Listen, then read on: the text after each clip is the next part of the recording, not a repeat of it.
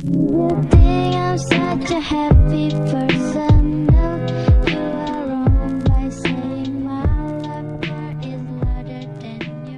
Shut your freaking mouth. Assalamualaikum warahmatullahi wabarakatuh. Perkenalkan, nama saya Retno Hovifah, NIM A1Q1915054. Pada kesempatan kali ini, saya akan menjelaskan tentang pendekatan Solution Focus Brief Counseling. Solution Focus Brief Counseling adalah tentang terapi yang singkat dan berfokus pada solusi, bukan pada masalah.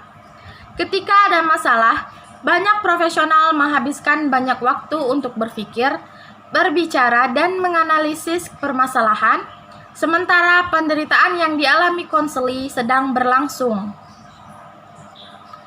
Terapi singkat berfokus solusi ini adalah salah satu pendekatan keluarga yang dikenal sebagai sistem terapi yang telah dikembangkan selama 50 tahun terakhir ini, pertama di Amerika Serikat, dan akhirnya berkembang di seluruh dunia termasuk Eropa.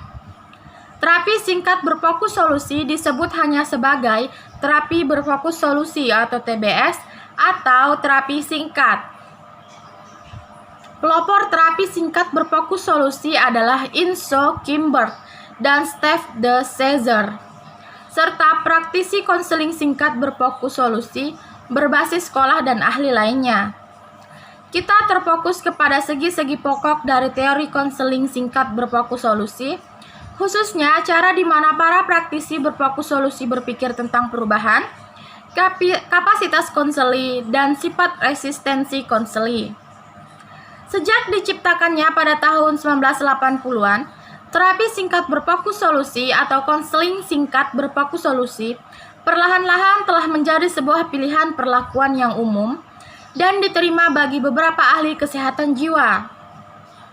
Dengan penekanannya terhadap kekuatan konseli dan pengobatan jangka pendek, konseling singkat berfokus solusi akan tampak sangat sesuai dengan konteks kesehatan mental atau jiwa, dengan berbagai masalah yang timbul di lingkungan sekolah dan muatan kasus yang besar untuk sebagian besar pekerja sosial atau guru BK di sekolah. Salah satu gagasan yang bebas tentang konseling singkat berfokus solusi adalah bahwa perubahan selalu terjadi dan menuntut agar perhatian konselor berfokus kepada perubahan-perubahan kecil yang membuat perbedaan-perbedaan besar dalam kehidupan konseling. Apa yang konselor lakukan dengan perubahan-perubahan kecil yang kadang-kadang sulit untuk dilihat adalah apa yang membuat konselor menjadi konselor konseling singkat berfokus solusi. Hal ini membuat konselor bergerak menuju konseling yang lebih berfokus kepada solusi dan pendekatan-pendekatan mereka terhadap masalah-masalah yang mereka hadapi. Memiliki kemampuan untuk membangun solusi yang dapat meningkatkan hidupnya. Lepas dari terbentuknya seperti apapun konseli yang terlibat dalam terapi adalah mampu. Konseli adalah kompeten dan peran konselor adalah membantu konseli agar menyadari bahwa ia mempunyai kemampuan itu. Proses terapi menyediakan suatu keadaan yang menjadikan individu memfokuskan diri pada pemulihan dan penciptaan solusi ketimbang membicarakan problem mereka. Sering konseli datang ke terapis atau ke konselor, orientasinya adalah dalam keadaan bermasalah, kendati pun dia memiliki beberapa solusi, tetapi pandangan mereka telah berbalut dalam kekuatan orientasi masalah. Konseli sering memiliki satu riwayat yang berakar dalam pandangan mereka. Konseling singkat berfokus solusi membalas kehadiran konseli dengan percakapan yang optimistik, yang memberikan garis-garis besar keyakinan mereka ke dalam tujuan yang dapat digunakan dan dicapai yang ada di sekitar ruangan. Konselor menjadi alat di dalam membantu orang dalam melakukan perpindahan dari suatu keadaan yang bermasalah ke dalam suatu dunia yang memiliki berbagai kemungkinan. Konselor mendukung dan menantang konseli untuk menulis suatu cerita yang berbeda yang dapat mengarah kepada suatu tujuan baru. Kemudian adalah struktur kepribadian. Struktur kepribadian manusia berdasarkan teori konseling singkat berfokus solusi adalah: yang pertama, konseling singkat berfokus solusi tidak menggunakan teori kepribadian dan psikopatologi yang ada saat ini.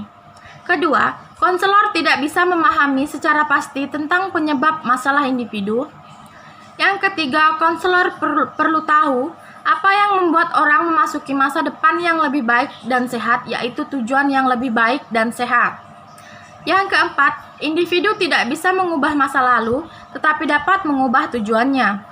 Yang kelima, tujuan yang lebih baik dapat mengatasi masalah dan mengantarkan masa depan yang lebih produktif. Yang keenam, konselor perlu mengetahui karakteristik tujuan konseling yang baik dan produktif. Proses positif saat ini, praktis spesifik, kendali konseli dalam bahasa konseli. Sebagai ganti teori kepribadian dan psikopatologi, masalah dan masa lalu, konseling singkat berfokus solusi berfokus pada saat ini yang dipandu oleh tujuan positif yang spesifik dan dibangun berdasarkan bahasa konseli dan di bawah kendalinya. Kemudian, hakikat konseling. Hakikat konseling berfokus solusi sebagai model yang menerangkan bagaimana orang berubah dan bagaimana mereka dapat meraih tujuan mereka. Berikut ini adalah beberapa asumsi dasar konseling singkat berfokus. Yang pertama adalah individu-individu yang datang konseling telah mempunyai kemampuan berperilaku efektif meskipun keefektifannya tersebut mungkin untuk sementara terhambat oleh pikiran negatifnya. Pikiran berfokus masalah mencegah orang dari mengenali cara efektif mereka dalam menangani masalah. Yang kedua, ada keuntungan untuk fokus positif pada solusi dan di masa depan. Jika konseli dapat merorientasikan diri mereka dengan mengarahkan kekuatan mereka, menggunakan solution talk merupakan suatu kesempatan bagus dalam konseling singkat. Proses konseling diorientasikan pada peningkatan kesadaran eksepsi terhadap pola masalah yang dialami dan pemilihan proses perubahan. Yang keempat, konseli sering mengatakan satu sisi dari diri mereka. Konseling singkat berfokus solusi mengajak konseli untuk memeriksa sisi lain dan dari cerita hidupnya yang disampaikan. Yang kelima adalah perubahan kecil membuka jalan bagi perubahan besar. Seringkali perubahan kecil adalah semua yang diperlukan untuk menyelesaikan masalah yang dibawa konseli ke konseling. Yang keenam, konseli ingin berubah, memiliki kemampuan untuk berubah dan melakukan yang terbaik untuk membuat perubahan terjadi. Konseli harus mengambil sikap kooperatif dengan konseli daripada merancang strategi sendiri untuk mengendalikan hambatannya. Ketika konselor mencari cara untuk kooperatif dengan konseli, maka perlawanan atau resistensi tidak akan terjadi. Yang ketujuh adalah konseli bisa percaya pada niat mereka untuk menyelesaikan masalah mereka. Tidak ada solusi yang benar untuk masalah spesifik yang dapat diaplikasikan pada semua orang. Setiap individu unik dan begitu juga pada setiap penyelesaian masalahnya. Yang kelima adalah kondisi pengubahan. Bertolino dan O'Hanlon menekankan pentingnya membuat kolaborasi hubungan terapeutik dan perlu dilakukan untuk keberhasilan konseling. Diakuinya bahwa konselor memiliki keahlian dalam menciptakan konteks untuk perubahan. Mereka menekankan bahwa konseli adalah ahli dalam kehidupan mereka dan sering memiliki perasaan yang bagus tentang apa yang harus dan tidak harus dilakukan di masa lalu, dan begitu juga apa yang mungkin dilakukannya di masa depan. Solution Focus Group Counseling mengasumsikan pendekatan kolaboratif dengan konseli berbeda dengan sikap edukatif yang biasanya dikaitkan dengan model terapi tradisional. Jika konseli terlibat dalam proses terapeutik dari awal sampai akhir, perubahan meningkat sehingga konseling akan sangat berhasil. Singkatnya, hubungan kolaborasi dan kooperatif cenderung lebih efektif daripada hubungan hierarki dalam konseling. Mekanisme pengubahan tahap-tahap konseling. Tahap-tahap dalam konseling singkat berfokus solusi adalah yang pertama, establishing rapport, yaitu pembentukan hubungan baik agar proses konseling berjalan secara lancar dan seperti yang apa diharapkan, agar tercipta iklim yang kolaboratif antara konselor dan konseli. Yang kedua, identifying solvable complaint, yaitu mengidentifikasi keluhan-keluhan yang akan dipecahkan. Yang ketiga adalah establishing goals atau menetapkan tujuan yang akan dicapai dalam proses konseling. Yang keempat adalah designing an intervention atau merancang intervensi. Yang kelima, strategi text the promote change, yaitu tugas tertentu yang diberikan oleh konselor untuk mendorong perubahan. Misalnya dengan meminta konseli untuk mengamati dan mengatakan, antara sekarang dan waktu mendatang kita bertemu, saya meminta Anda untuk mengamati sehingga Anda dapat menggambarkan pada saya pada pertemuan mendatang apa yang terjadi di kehidupan Anda yang Anda inginkan terjadi secara berkelanjutan. Penugasan tersebut mendorong konseli bahwa perubahan yang diinginkan pasti terjadi dan tidak terelakkan. Hal tersebut sangat penting dipahami sebelum mereka memulai merancang perubahan. Yang keenam adalah identifying and emphasizing new behavior and change, yaitu mengidentifikasi dan menguatkan perilaku baru dan perubahan. Yang ketujuh, stabilization atau stabilisasi. Yang kedelapan adalah termination. Pada tahap terminasi, ciri-ciri pertanyaan yang diajukan konselor untuk mengidentifikasi keberhasilan konseling, yaitu apa hal yang berbeda yang diperlukan dalam hidup Anda yang dihasilkan dengan datang kemari, sehingga Anda mengatakan bahwa pertemuan kita bermanfaat. Dan ketika masalah Anda teratasi, hal berbeda apa yang Anda lakukan. Kemudian, teknik-teknik konseling. Dalam konseling singkat berfokus solusi, terdapat teknik yang dapat digunakan dalam proses konseling menurut Corey 2009. Yang pertama, expansion finding question. Pertanyaan tentang saat-saat di mana konseli bebas dari masalah. Konseling singkat berfokus solusi didasarkan pada gagasan di mana ada saat-saat dalam hidup konseli ketika masalah yang mereka identifikasi tidak bermasalah. Waktu tersebut disebut pengecualian dan disebut use of difference. Konselor as solusi fokus brief counseling mengajukan ask expansion question dan menempatkan konseli pada waktu-waktu ketika tidak ada masalah atau ketika masalah yang ada tidak kuat. Pengecualian merupakan pengalaman hidup konseli di masa lalu ketika dimungkinkan masalah tersebut masuk akal terjadi, tetapi entah bagaimana hal itu tidak terjadi. Dengan membantu konseling mengidentifikasi dan memeriksa pengecualian tersebut, kemungkinan meningkatkan mereka dalam bekerja menuju solusi. Eksplorasi ini mengingatkan konseli bahwa masalah tidak selalu kuat dan ada selamanya. Juga menyediakan kesempatan untuk meningkatkan sumber daya, melibatkan kekuatan, dan menempatkan solusi yang mungkin. Konselor menanyakan pada konseli apa yang harus dilakukan agar pengecualian ini lebih sering terjadi. Dalam istilah konseling singkat berfokus solusi, hal ini disebut dengan change style. Yang kedua adalah miracle question.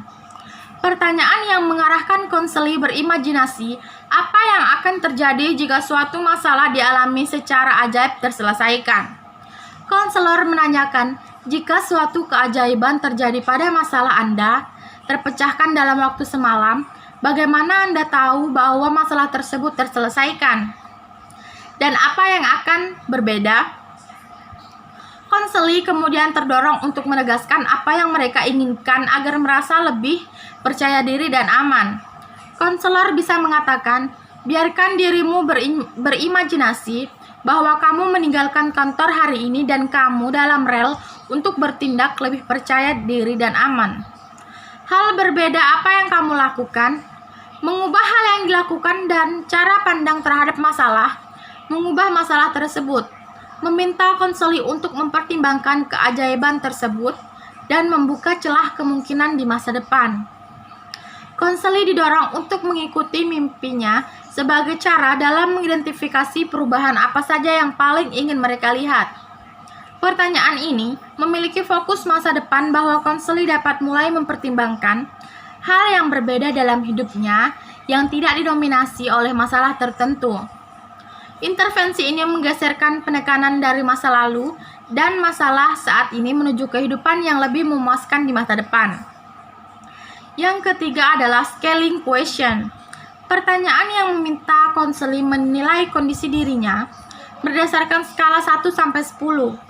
Konselor konseling singkat berfokus solusi juga menggunakan teknik ini ketika mengubah pengalaman konseli yang tidak mudah diobservasi seperti perasaan, keinginan, atau komunikasi. Sebagai contoh, seorang perempuan mengatakan bahwa dia merasa panik atau cemas. Bisa ditanyakan pada skala 0 sampai 10, dengan 0 adalah apa yang Anda rasakan ketika Anda pertama kali datang konseling, dan 10 sebagai perasaan Anda hari ini setelah keajaiban terjadi dan masalah Anda teratasi. Bagaimana Anda menyatakan skala kecemasan Anda sekarang? Bahkan, jika konseli hanya berkembang dari 0 ke 1, dia telah berkembang. Bagaimana dia melakukan itu? Apa yang dia perlukan untuk meningkatkan skala? Pertanyaan skala memungkinkan konseli untuk lebih memperhatikan apa yang mereka lakukan dan bagaimana mereka dapat mengambil langkah yang akan membantu perubahan yang mereka inginkan.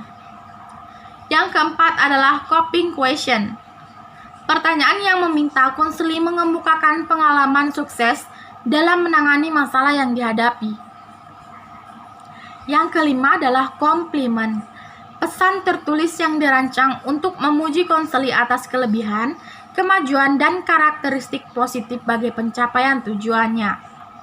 Kemudian kelebihan dan kelemahan konseling singkat berfokus solusi. Yang pertama adalah pendekatan ini menekankan pada singkatnya waktu konseling.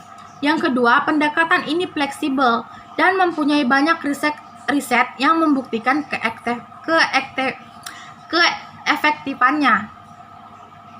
Pendekatan ini bersifat positif untuk digunakan dengan konseli yang berbeda-beda. Maksudnya, teori konseling ini didasarkan pada asumsi optimis bahwa setiap manusia adalah sehat dan kompeten, serta memiliki kemampuan dalam mengkonstruksikan solusi dan meningkatkan kualitas hidup mereka dengan optimal. Yang keempat adalah pendekatan ini difokuskan pada perubahan dan dasar pemikiran yang menekankan perubahan kecil pada tingkah laku. Yang kelima, pendekatan ini dapat dikombinasikan dengan pendekatan konseling yang lainnya. Sedangkan kelemahan dari konseling solution focus group konseling adalah yang pertama, pendekatan ini hampir tidak memperhatikan riwayat konseli. Yang kedua, pendekatan ini kurang memfokuskan kepada pencerahan. Yang ketiga, pendekatan ini menggunakan tim, setidaknya beberapa praktisi sehingga membuat perawatan ini mahal. Sekian yang dapat saya sampaikan. Saya ucapkan wassalamualaikum warahmatullahi wabarakatuh.